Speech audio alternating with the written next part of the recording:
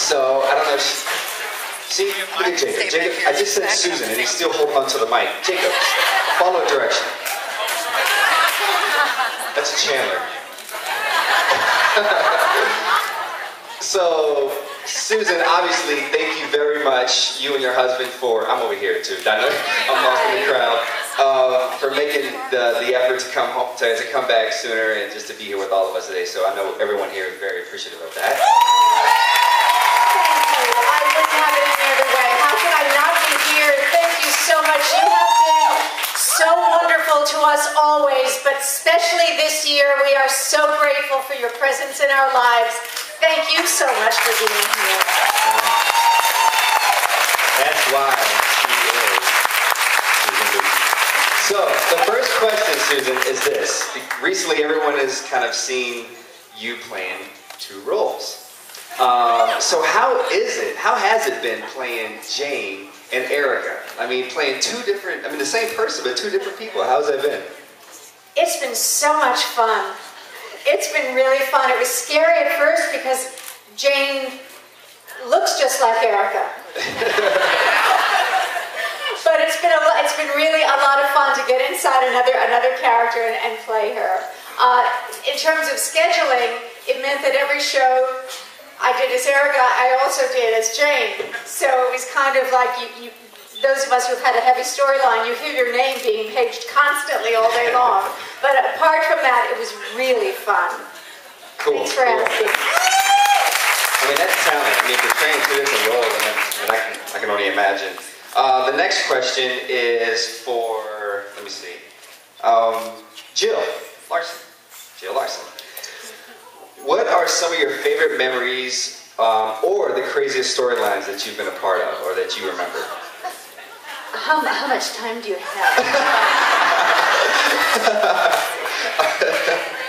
I did just, and because there's so many women in the audience, you'll appreciate this story. I was just telling somebody from the press about my, quote, favorite memory. And I don't know if this is my favorite or not, but it was when Palmer delivered Petey during the blizzard. And I was very, I was kind of nervous about doing this. Anybody who's given birth on camera knows it's kind of a certain thing. And I did a lot of research. I watched my sister's birthing video. I talked to people and everything. I was set. I was ready.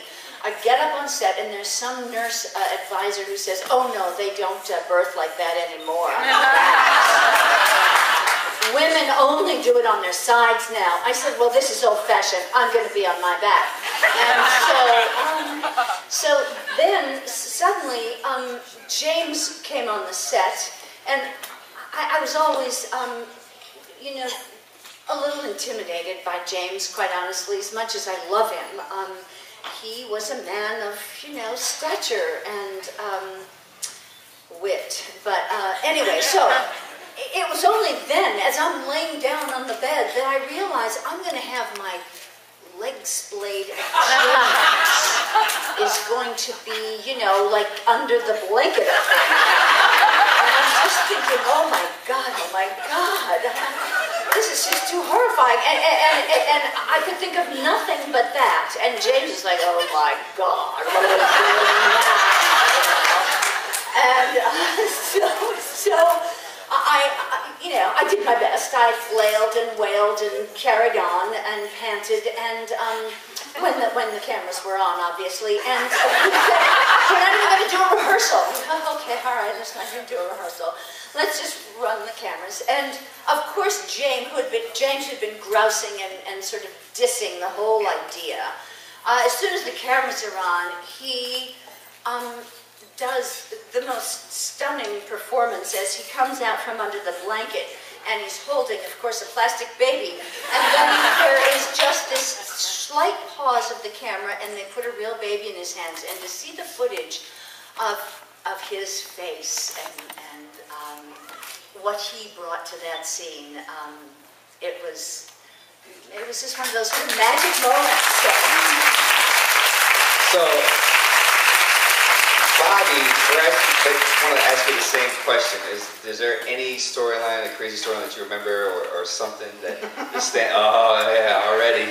Well, you're making me think Jacob, when I had to do a flashback of giving birth to the twins. Remember those? Oh my God. Vincent and I had to do flashbacks of when we were, I guess when we got together in the 80s, was it? You look like Charles in Charge. I said, you look a little like Charles in Charge. And I had the terrible 80s hair, and I had to give birth to the twins. But I just remembered that when you were talking about your birthday. I have a lot of fun memories. A lot of them had to do with when Crystal was married to Adam. And Crystal was a lot more redneck back then. And yeah! My friends from back home over there. And I think the Christmas party with the truckers at Adams was a lot of fun. You know, and the karaoke deer head on the wall. And you know, I think it was typecasting when they cast me in this role, because props came up to me and said, okay, Bobby, there's this singing deer that we have on the wall, and we're going to show you how to operate it. And I said, are you kidding? I have one at home. Well, it was true. I did.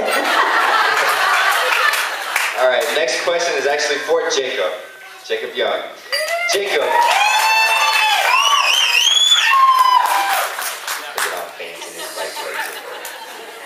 Yes. Forgot to tell him we live in LA, not Miami. What's that? Everybody wears white Miami. Jacob, what is the most challenging part of working in daytime television? The most challenging part? Getting up every day? No. We do a tremendous amount of work, and a lot of people always go, I don't know how you guys do it. And sometimes there are days I go, I don't really know how I do it, but somehow we do it and we get through. And I think that's probably the most challenging part, to be able to reach all those emotions through so much, pages of dialogue. But these are all very talented people that I work with, and they manage to execute it every single day. Absolutely. All right, Katie. Yeah, actually, it's for Katie. So, I'm right over here. Where's Waldo? So, as everyone knows, you're back, and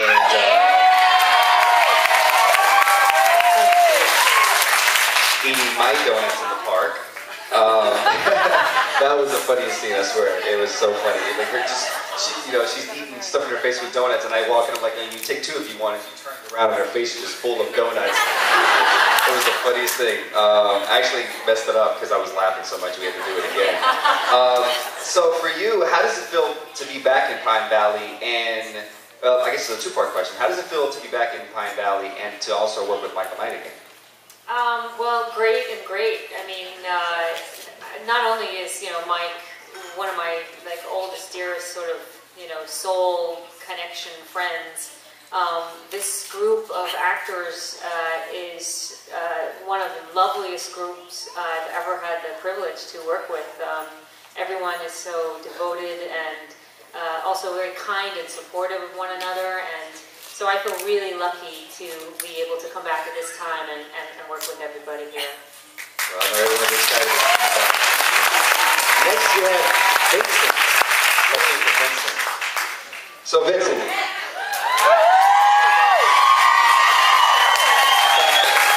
I've learned after you say the name, you allow a brief pause and the praises to come in. But no, well deserved. You're obviously a very, very talented individual, and you've been doing this for many, many years. But what method of acting works best for you? Do you have one, or what? How do you? Yeah, like what?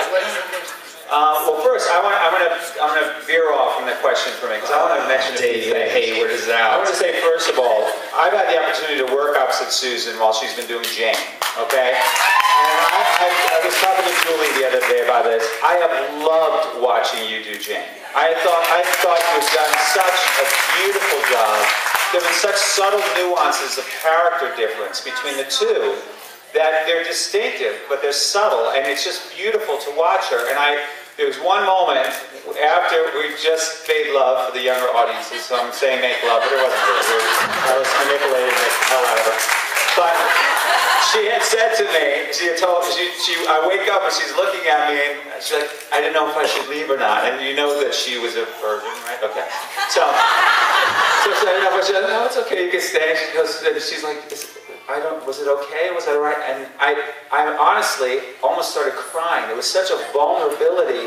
I felt like I was looking at this beautiful teenage girl that had such innocence about her.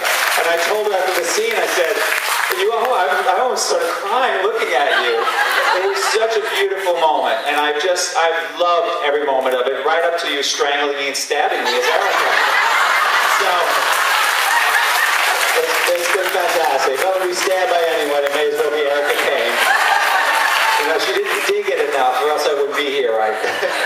But, yeah, so it's been great. And everybody, it's been a wonderful time working with everybody in this cast. It really has been fantastic. And I think that all of you are in for a lot of surprises over the coming weeks as well. And I think you can be very happy with it. As far as the method of acting, I've been doing this, I've been acting for 30 years, you know, and there are a lot of different teachers that I've studied with. I was a scholarship student with Lee Strasberg. I was with Milton Gatselis before he passed away. And, you know, I can't say that there's one method that I would say that this is the one that I follow all the time. We get such an enormous volume of material. I just want it to I want to be able to personally identify with what I'm doing to the best of my ability.